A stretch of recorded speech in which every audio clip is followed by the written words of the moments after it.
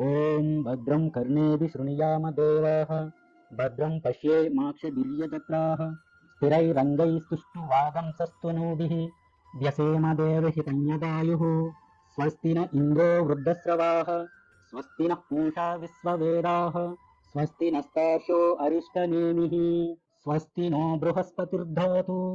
ఓం శాంతి శాంతి శాంతి. ఓం నమో భగవతే వాసుదేవాయ నమః.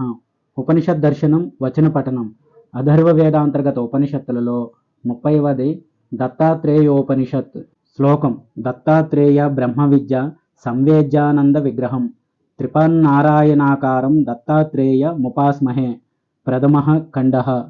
ఒకనాడు సత్యలోక వాసుడైన బ్రహ్మ నారాయణుడి దగ్గరికి వెళ్ళి, ప్రభు, మాకు మహాసామ్రాజ్యమైన తారకం గురించి చెప్పండి అని కోరాడు. అప్పుడు నారాయణుడు, బ్రహ్మ, సత్యానంద చిదాత్మకమైనది, సాత్వికమైనది నా పరమపదమే. నీవు దాన్ని తారకంగా ఉపాసించు. నన్ను దక్షుడిగా గ్రహించి ప్రేమగా పిలిచేవారు సంసార బాధితులు కారు అని చెప్పగా, బ్రహ్మ ఆనందించి విశ్వరూపధరుడు విష్ణువు అయిన నారాయణుడిని దత్తాత్రేయుడిగా ధ్యానించి ఇలా పలికాడు.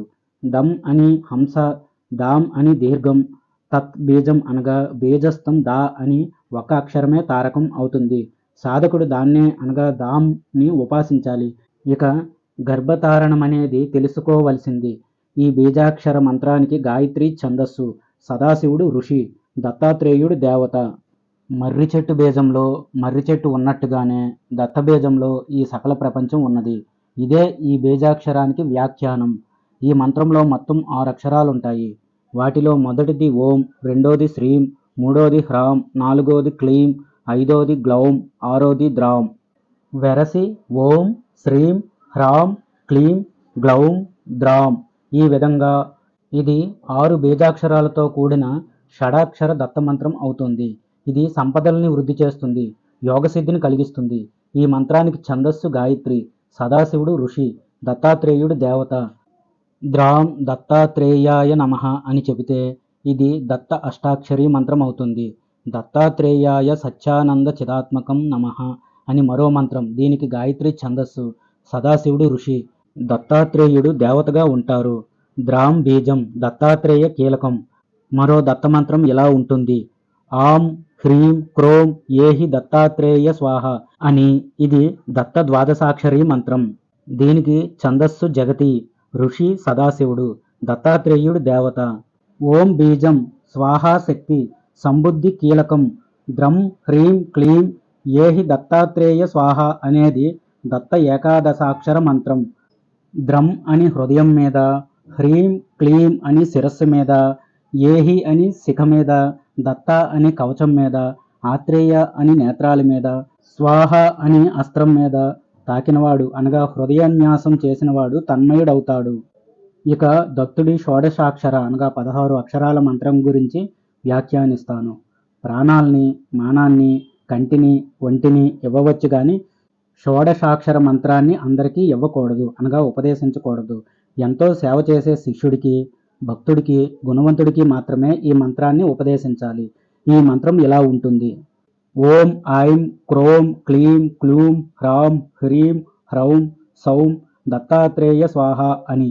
ఈ మంత్రానికి ఛందస్సు గాయత్రి, సదాశివుడు ఋషి, దత్తాత్రేయుడు దేవత. ఓం బీజం, స్వాహా శక్తి, చతుర్దస్త్యం కీలకం. దీని హృదయన్యాసం ఇలా ఉంటుంది.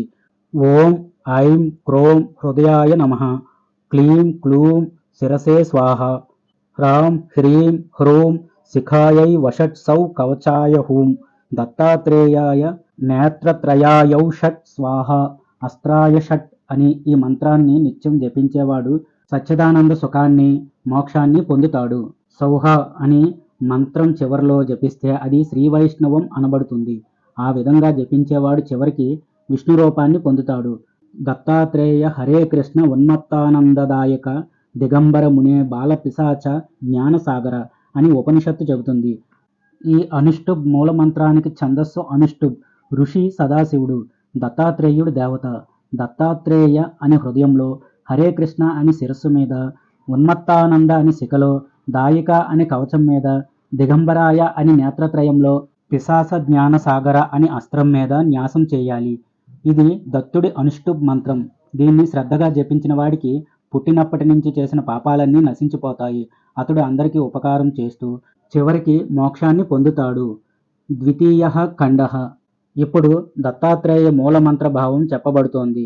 ఓం నమో భగవతే దత్తాత్రేయాయ స్మరణమాత్ర సంతుష్టాయ. మహాజ్ఞానప్రదుడు, మహాభయాల్ని నివారించేవాడు, చిదానందాత్ముడు, బాలోన్మత్త పిశాచ వేషంలో ఉండేవాడు, మహాయోగి, అవధూత, అనసూయానందవర్ధనుడు, అత్రిపుత్రుడు, సర్వకామ ఫలప్రదుడు అయిన దత్తుడికి నమస్కారం.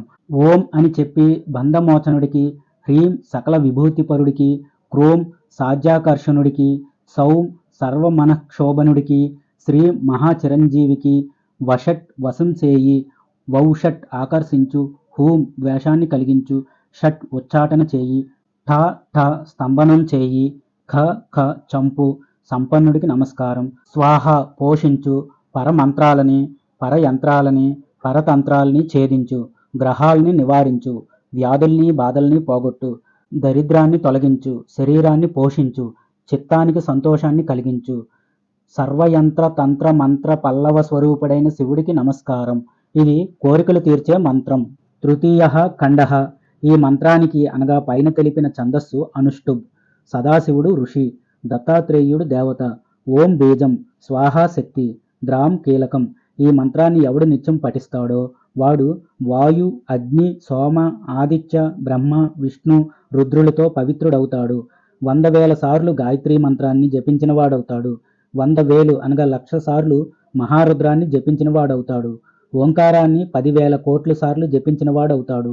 అతడు తనకు ముందు 100 మందిని, వెనుక 100 మందిని అనగా తన తరాల వారిని పవిత్రం చేస్తాడు. అతడు కూర్చున్న వరుస మొత్తం పవిత్రమైపోతుంది.